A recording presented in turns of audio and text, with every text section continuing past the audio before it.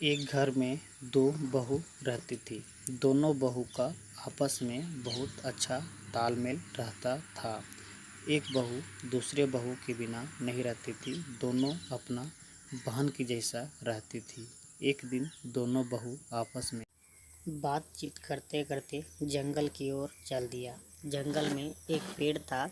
एक पेड़ के बगल में दोनों बहू आपस में टहलना शुरू कर दिया और बहुत सारा गप सप करना शुरू कर दिया। दोनों बहू आपस में बहुत ज़्यादा खुश थी और आपस में तालमेल बहुत ज़्यादा था।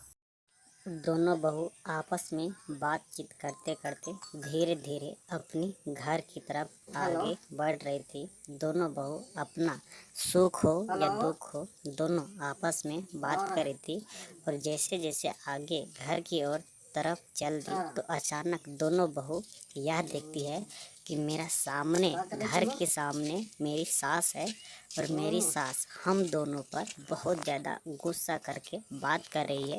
यह देखकर दोनों बहू अपनी सास से डर जाती है और धीरे धीरे उसके पास दोनों बहू चली जाती है और एक बहू अपनी सास से डरते डरते यह बोल पाती है कि सासू माँ क्या हुआ है, आप इतना हम दोनों पर क्रोधित क्यों है। और दोनों बहू किसी तरह यह बात सासू माँ को बोल पाई।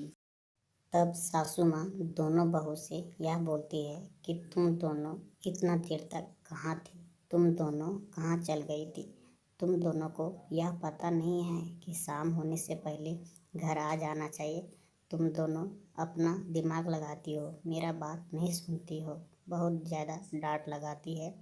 तब दोनों बहू सासू माँ से यह कहती है कि सासू माँ मुझे क्षमा कर दीजिए, मुझे माफ़ कर दीजिए। अब हम दोबारा गलती नहीं करेंगे, हम समय से पहले अपना घर आ जाएंगे।